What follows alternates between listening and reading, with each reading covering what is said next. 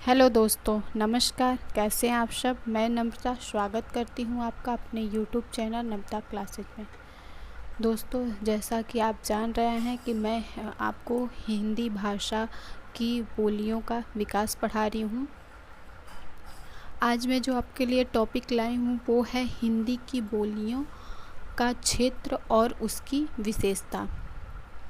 तो आगे बढ़ने से पहले मैं एक नज़र पिछले वीडियो पे डाल लेते हैं। जो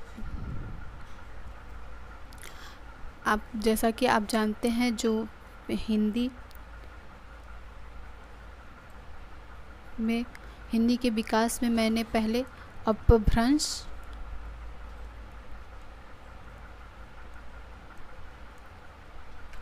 फिर उपबोली, उपभाषा और उसके बाद भाषा बोली बताई थी, जिसमें अपभ्रंश 4, उपभाषा 5 और बोली 18 मानी गई है।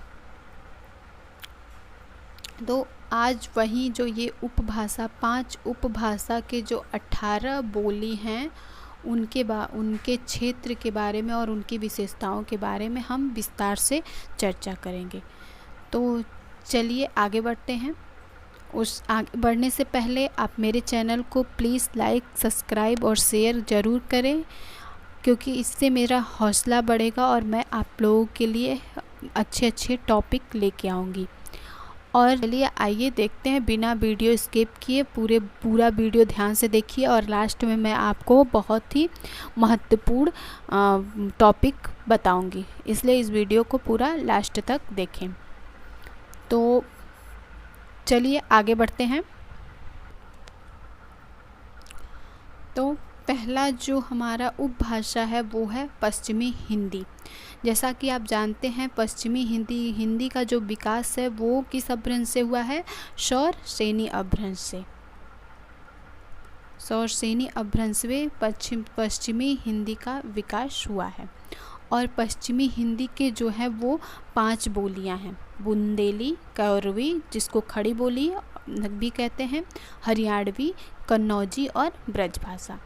तो पहले बुंदेली को जान लेते हैं। तो जो बुंदेली का क्षेत्र है, यह जो है बुंदेलखंड की बोली कही जाती है, इसलिए इसका जो एक नाम है वो है बुंदेलखंडी।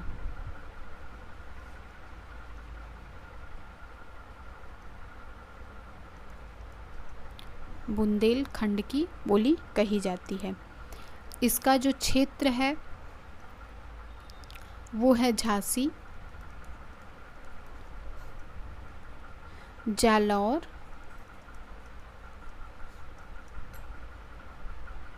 हमीरपुर,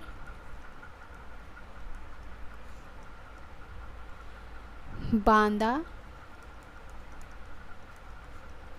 सिवनी,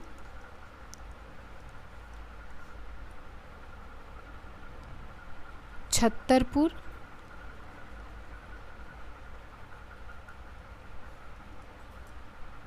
ओरछा और होशंगाबाद।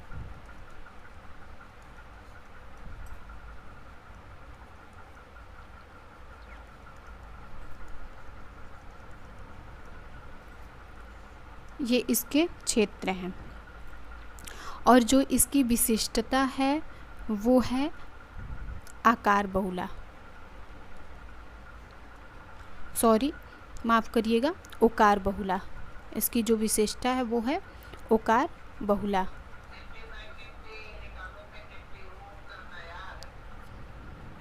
और जो इसमें प्रसिद्ध साहित्य लिखे गए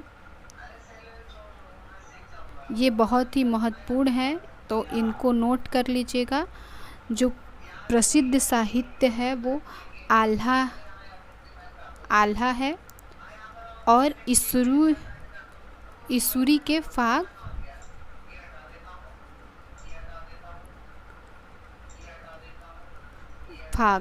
जो ईसुरी ने लिखा है। और जो है धीरेन्द्र वर्मा जो हैं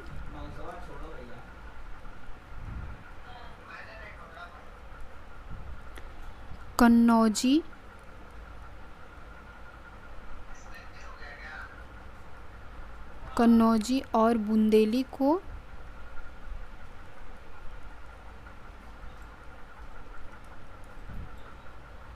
ब्रज की उपबोली माना है।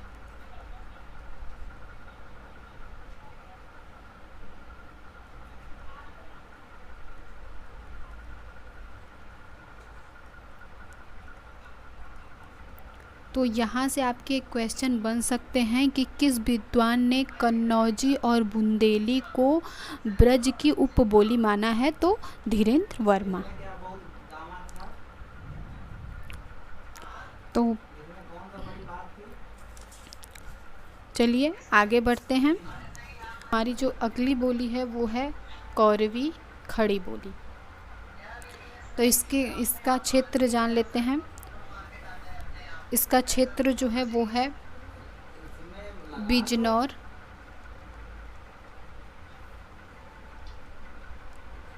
रामपुर, मेरठ, दिल्ली, गाजियाबाद,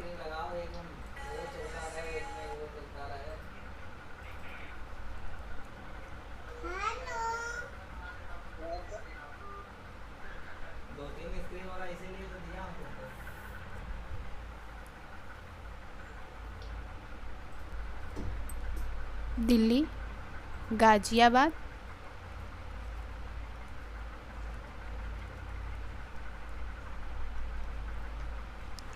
सहारनपुर,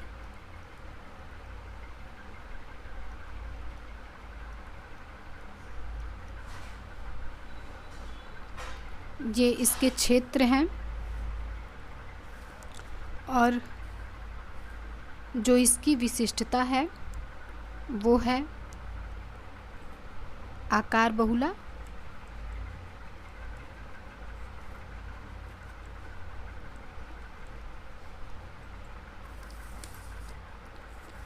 और ये जान लीजिए कौरवी जो नाम है वो किसने दिया? राहुल सातकृत्यायन ने।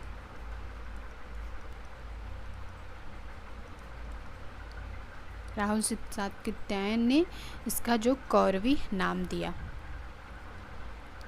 और खड़ी बोली का जो और नाम दिया गया, जैसे खड़ी बोली को सीधी किसने कहा? ये सुनीति चटर्जी ने कहा।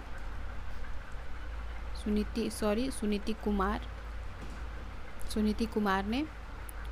फिर किसी ने कर्कश कहा इसको कि खड़ी बोली कर्कश है या कौरवी कर्कश है, तो ये सुनीति कुमार चटर्जी हैं।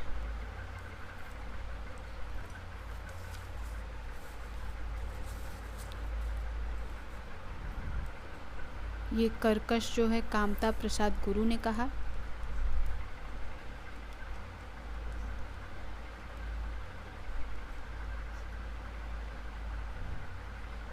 फिर किसी ने इसको गवारू कभी कहा। गवारू जो है वो गिल क्राइस्ट।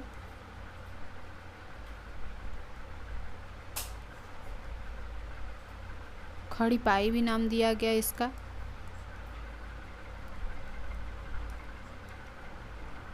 जिसको किशोरी दास ने कहा।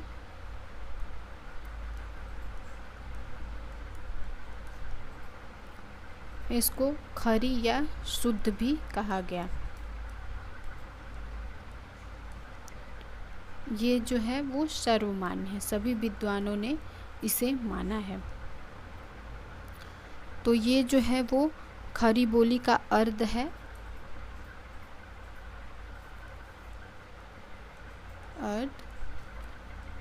इसको आप नोट कर लीजिएगा। फिर अगली बोली आती है हरियाणवी। इसको बांगरू भी कहते हैं और इसका जो क्षेत्र है वो है करनाल,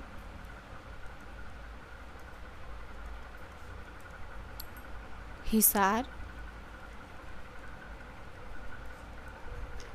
पटियाला,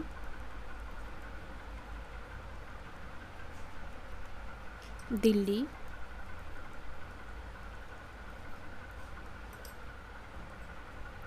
कुरुक्षेत्र,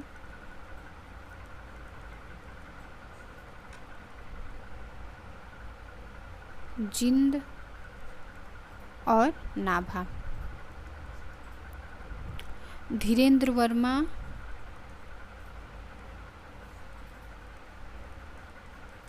वर्मा इसे खड़ी बोली का ही रूप मानते हैं।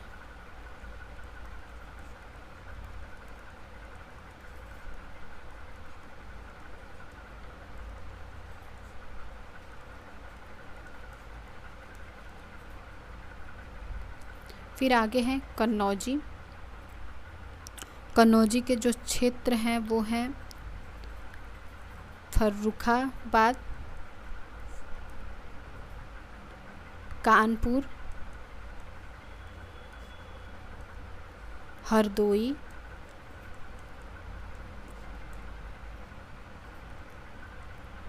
शाहजहां,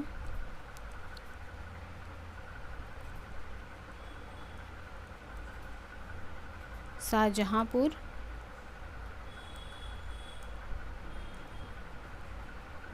इटावा,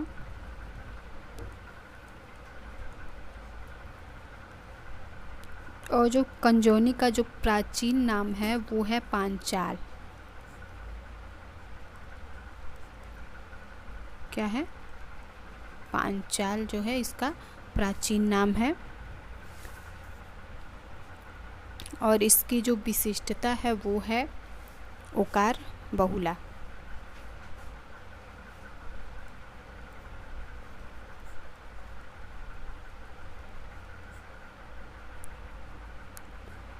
और इसमें जो है अनुनासिकीकरण का आधिक्य था।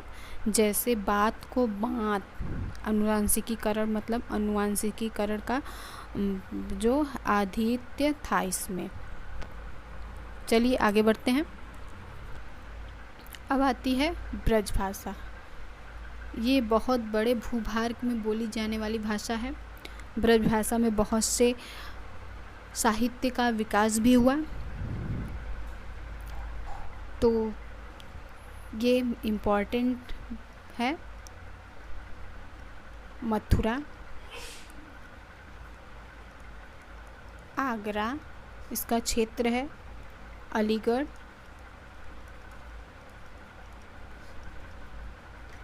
मैनपुरी,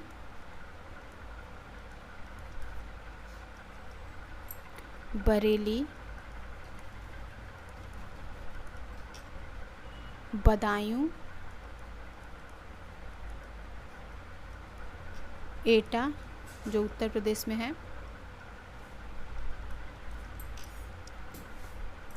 ग्वालियर,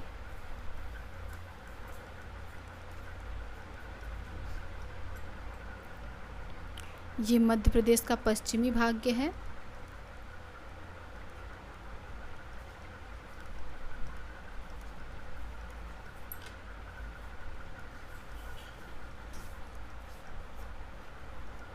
फिर है गुड़गांवा,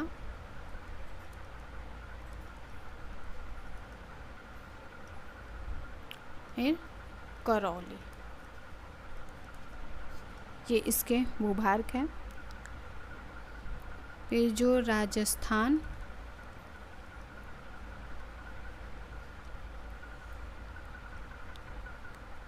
राजस्थान में जो करौली,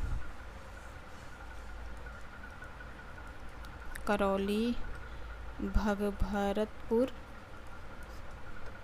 जयपुर, वो जयपुर का पूर्वी भाग।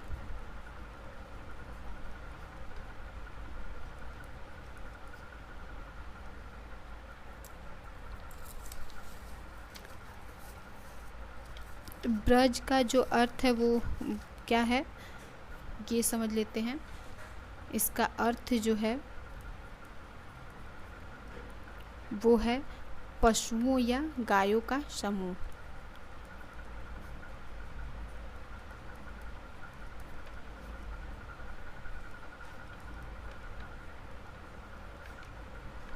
पशुओं या गायों का समूह, या इसको चारागाह भी कह सकते हैं।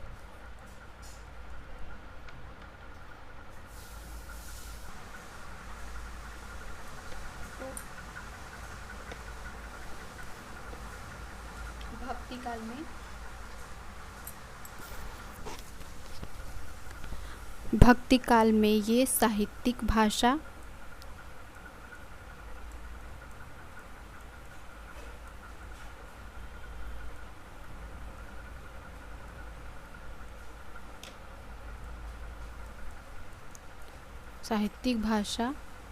या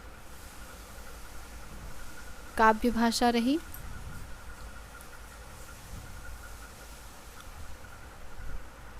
काव्य की भाषा थी। और आदिकाल में जो है,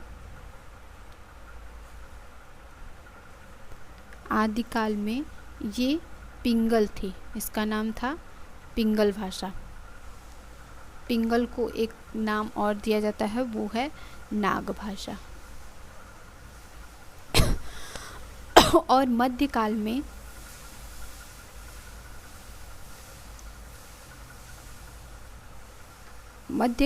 ये भाखा के रूप में, मध्यकाल में भाखा के रूप में विकसित हुई।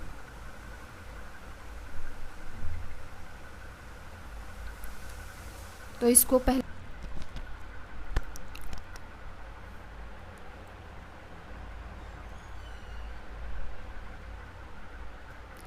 फिर दूसरा जो उपभाषा आया है वो है राजस्थानी हिंदी।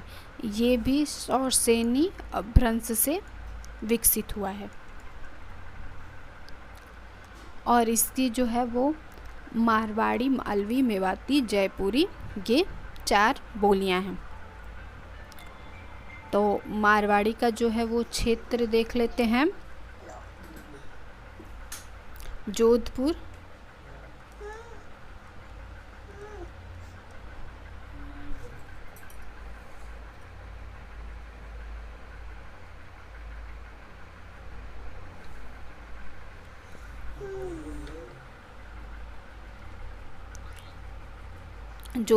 अजमेर,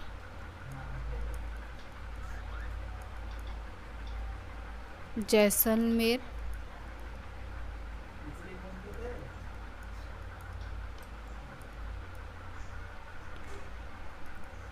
बीकानेर,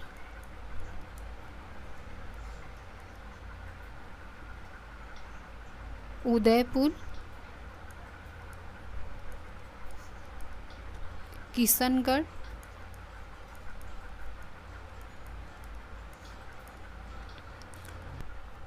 है पाकिस्तान का,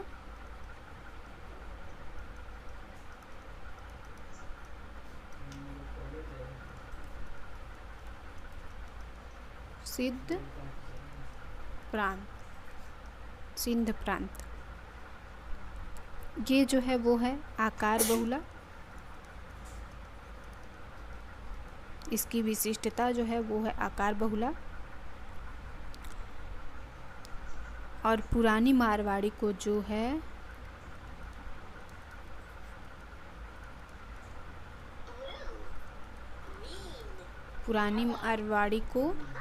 डिंगल कहा गया। और डिंगल को जो है वो भाट भाषा भी कहा जाता है। ये ध्यान रखिएगा। और इसमें रचनाएं जो है वो मीराबाई की रचनाएं जो हैं ब्रज के साथ साथ मारवाड़ी में भी मिलती हैं। तो ये ध्यान रखिएगा, मीराबाई की जो रचनाएं हैं वो ब्रज के साथ साथ मारवाड़ी में भी हैं। फिर दूसरा मालवी की जो है वो क्षेत्र हैं उज्जैन, इंदौर,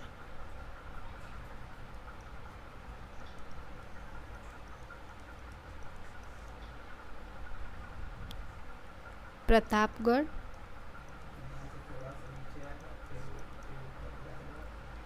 टोंक, देवास और रतलाम। और इसमें समझ लेते हैं जो ए, ऐ और औ के स्थान पर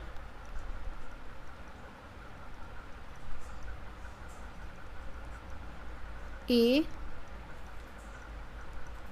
और ओ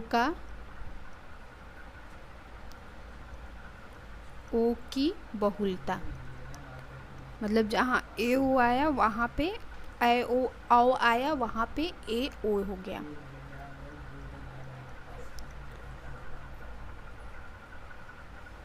और शब्द के प्रथम वर्ण का दीर्घीकरण हुआ।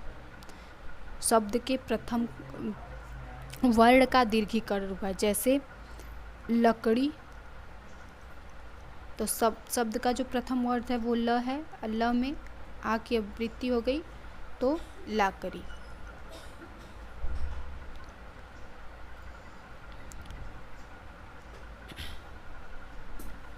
फिर आगे बढ़ते आते हैं मेवाती पे। मेवाती का जो क्षेत्र है वो है अलवर, गुड़गांव,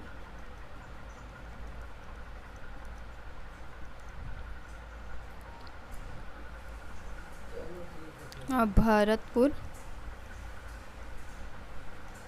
इत्यादि। इसको जो है वो है उत्तरी राजस्थानी भी कहा गया।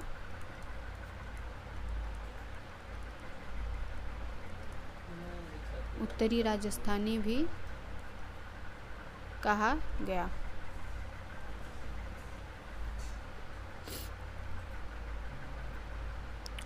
और मौ जाति के नाम पर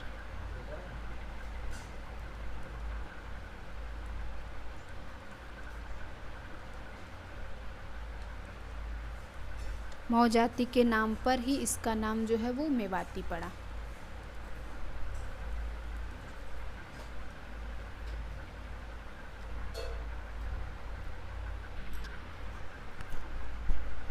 फिर अगली जो भाषा है वो है जयपुरी। जयपुरी का जो क्षेत्र है वो है हदौड़ा, हदौती, कोटा, बूंदी, जयपुर, अजमेर, और इसका जो अन्य नाम है वो ढूंढारी भी है, ये ध्यान रखिएगा। चलिए आगे बढ़ते हैं।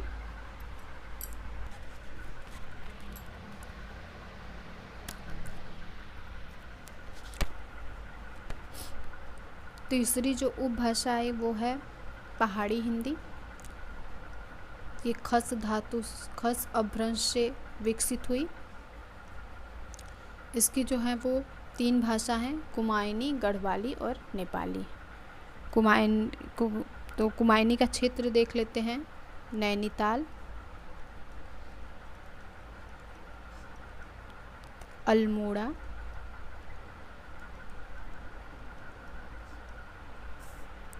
पिथौरागढ़,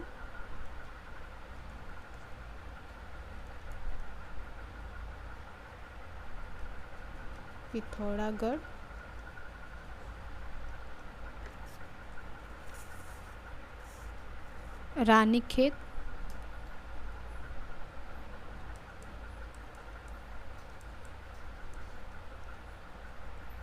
और उत्तरांचल का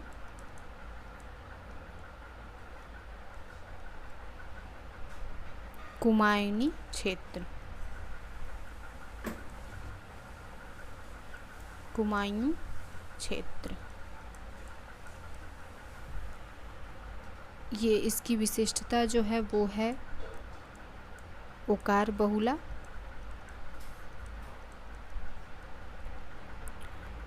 और इसमें जो है वो इस भाषा में जो है वो राजस्थानी का प्रभाव दिखाई पड़ता है, राजस्थान का प्रभाव।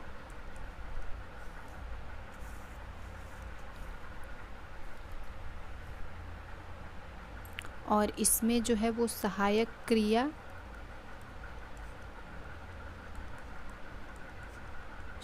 क्रिया के रूप में छ का प्रयोग हुआ है।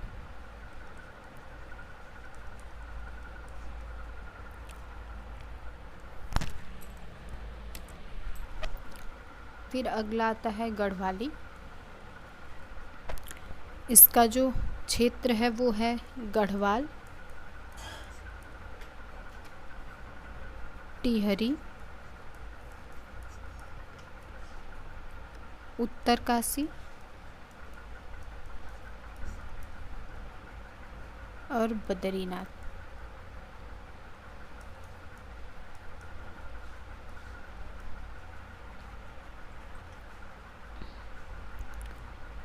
और एक इसमें आता है चमोली, बद्रीनाथ चमोली। इसका भी ओकार बहुला विशिष्टता है।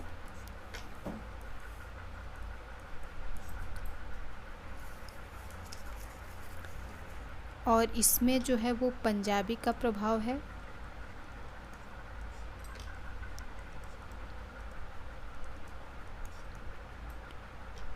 अनुनासिकीकरण भी इसमें है।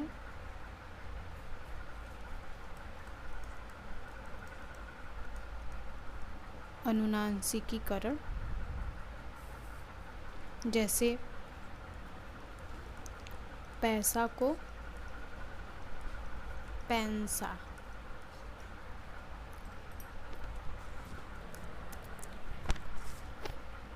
फिर तीसरा है नेपाल।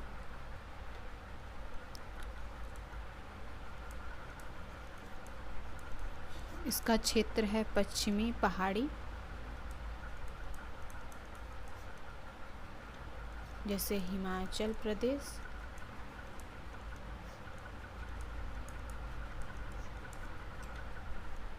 शिमला,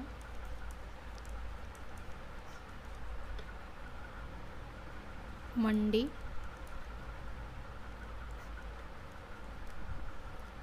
चंबा,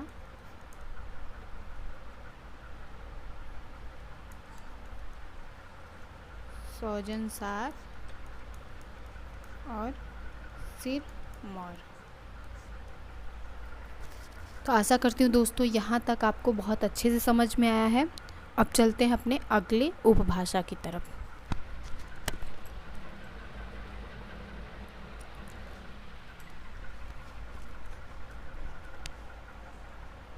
चौथा है पूर्वी हिंदी, अर्ध मागधी अपभ्रंश।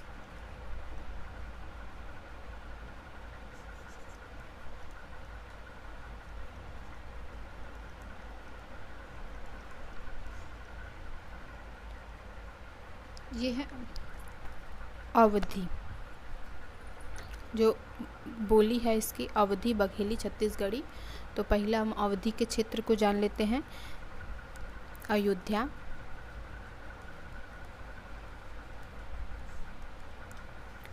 ब्रज के बाद जो सबसे अधिक बोले जाने वाली बोली है वो है अवधी। लखनऊ, लखीमपुर, खीरी, इलाहाबाद,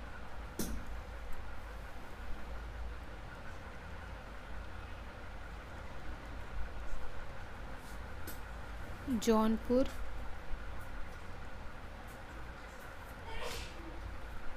सीतापुर, मिर्ज़ापुर,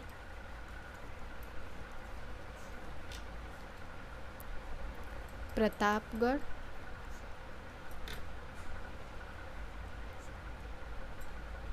रायबरेली,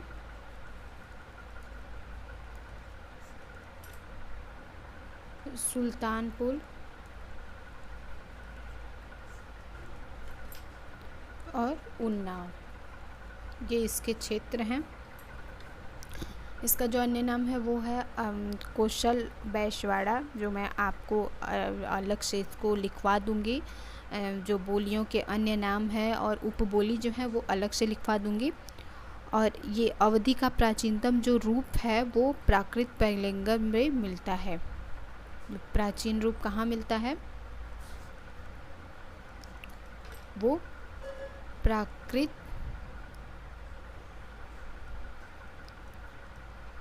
पैगलम में मिलता है, जिसकी भाषा वो है कौशल है। भाषा जो है वो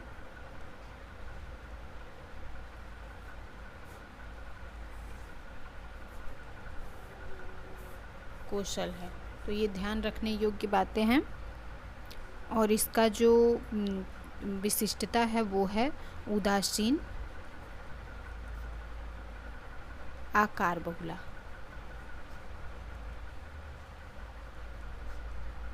है वो है दूसरी बोली जो है वो है बघेली। तो बघेली का जो क्षेत्र है वो है रीवा, जबलपुर,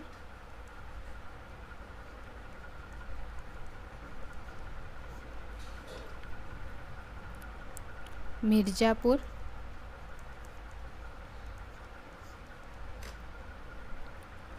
दामोह, मंडला, दामोल मंडला। इसे अवधि की उपबोली किसने मानी है? अवधि की उपबोली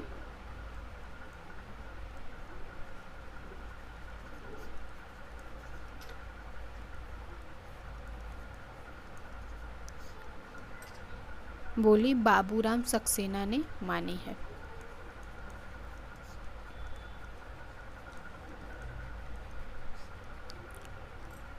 और ये भी जो है वो उदासीन बहुला है, उदासीन आकार बहुला।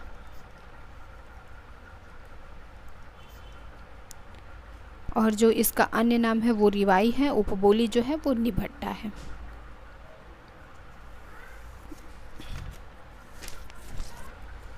छत्तीसगढ़ी, इसका क्षेत्र है बिलासपुर, रायगढ़, दुर्ग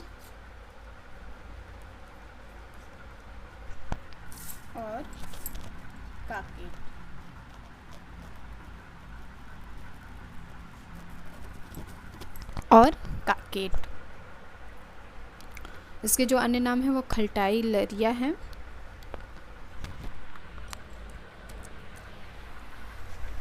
फिर जो हमारी अगली उपभाषा आई वो है बिहारी, जो मागधी अपभ्रंश से हुई है, विकसित हुई है।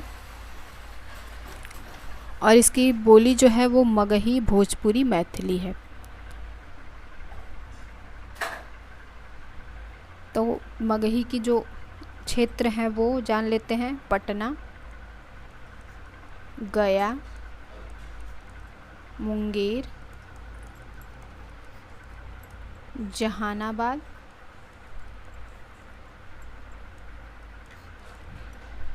औरंगाबाद,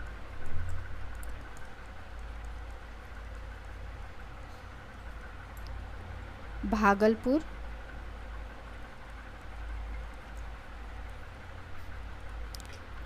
बिहार, जो बिहार का भागलपुर है वो, और झारखंड का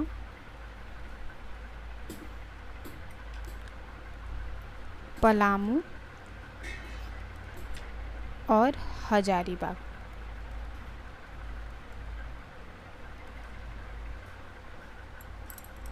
इसका जो अर्थ है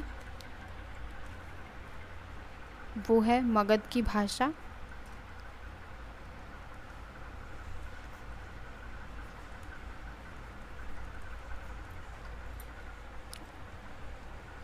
ये जो है वो पाली से बना हुआ है। इसलिए इसका अन्य नाम पाली भी है। जो इसका अन्य नाम है वो पाली है। और इसके जो साहित्य हैं वो गोपी चंद्र के मिलते हैं और लोरिक की लोकगीत मिलते हैं। जो गोपी चंद के साहित्य हैं वो उनमें मगही भाषा का प्रयोग किया गया है और लोरिक के लोकगीत में भी इसका प्रयोग दिखता है।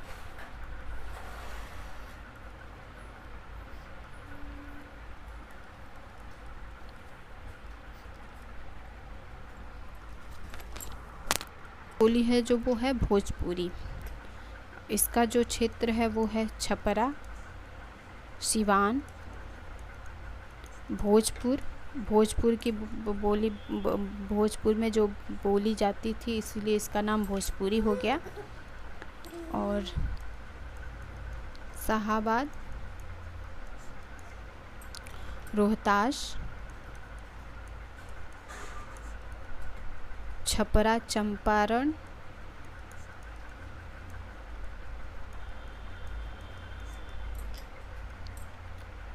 गोरखपुर,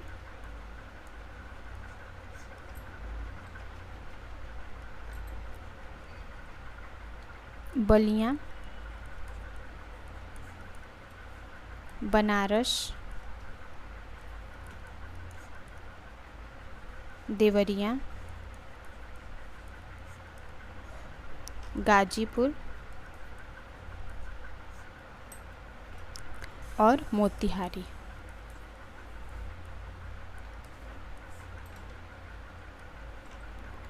सबसे ज़्यादा जो बोले जाने वाली बिहारी हिंदी के अंतर्गत जो बोली आती है वो है भोजपुरी हिंदी।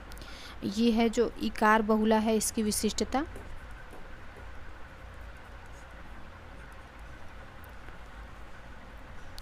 और ये एकमात्र बोली है जो कि विदेशों में भी बोली जाती है। मॉरिशस और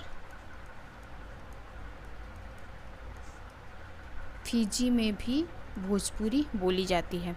ये एकमात्र ऐसी बोली है जो विदेशों में भी बोली जाती है। और भिखारी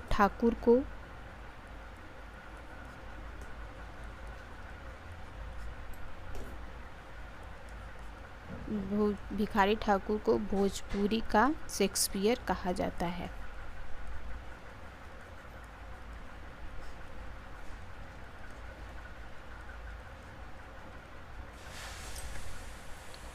और इनका जो है वो विदेशिया गीत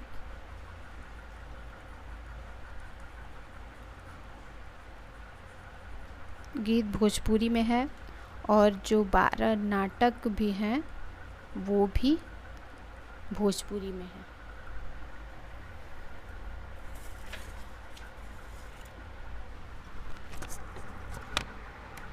भाषा है वो है मैथिली। जिसका क्षेत्र है वो है इसका क्षेत्र पूर्वी चंपारण, मुजफ्फरपुर,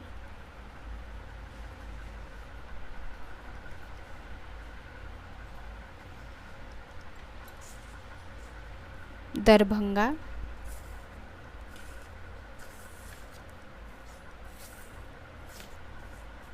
पूर्णिया,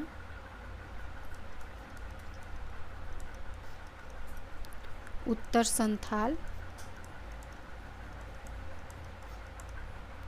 नेपाल का तराई भाग,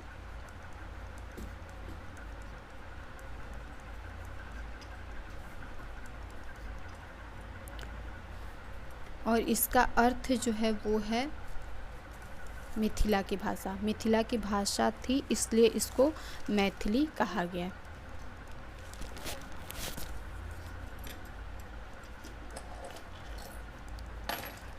इस तरह जान लेते हैं कि मिथिला की भाषा होने के कारण इसका नाम मैथिली पड़ा। और इसका प्रयोग जो है वो विद्यापति के पदावली में मिलती है, पदावली मिलती है जिसको मैथिल कोकिल भी कहा जाता है, मतलब विद्यापति को मैथिल कोकिल भी कहा जाता है। विद्यापति के जो हैं वो 11 ग्रंथ संस्कृत में हैं, ये याद रखिएगा, संस्कृत में हैं, और 2 जो ग्रंथ हैं वो है अवहट्ट में, और एक जो है ये पदावली वो मैथिली में है।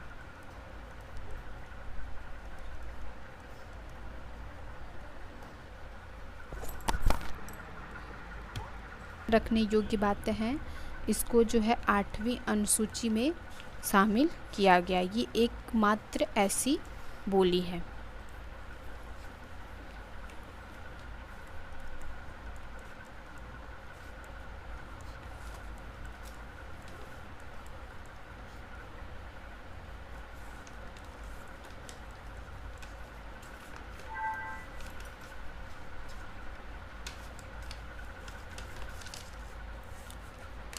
और इसमें की जो बहुलता है वो 6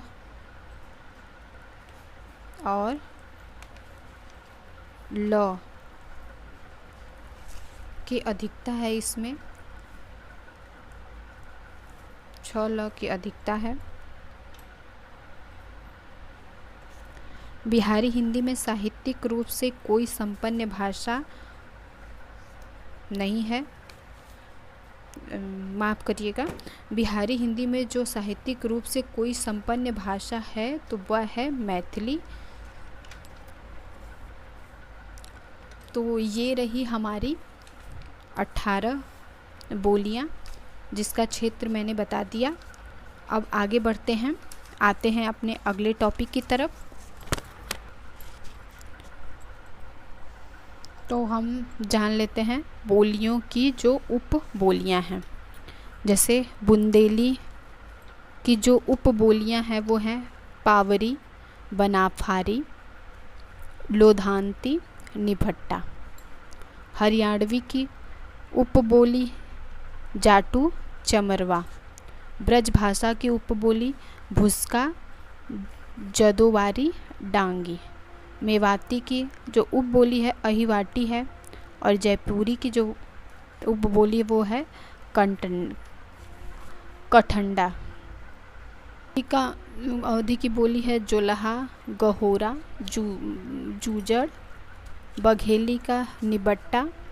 और मैथिली की जो है वो 6 उपबोलियाँ हैं, उत्तर मैथिली, दक्षिण मैथिली, पूर्वी मैथिली, पश्चिमी मैथिली और छीका छीकी, और जो लास्ट है वो है जोल्हा। तो ये रही हमारी बोलियाँ, बोलियों का जो उपबोली है वो। अब आगे बढ़ते हैं। अब बोलियों के जो अन्य नाम हैं वो मैं बता देती हूँ। ये बहुत ही इम्पॉर्टेंट है, इनको नोट भी कर लीजिए। बुंदेली का जो है बुंदेलखंडी, कौरवी को खड़ी बोली, हरियाणवी का 2 बोलियां हैं, बांगरू, देशवाली। हरियाणवी की मतलब अन्य जो नाम है वो 2 है, बांगरू और देशवाली। ब्रज भाषा अंतर्वेदी, मेवाती निमाड़ी, जयपुरी ढूंढाड़ी को कोसली और बैसवाड़ी भी कहा जाता है। बघेली को रिवाई, छत्तीसगढ़ी को खलटाही लरिया, डिंगल को भाट भाषा और पिंगल को नाग भाषा।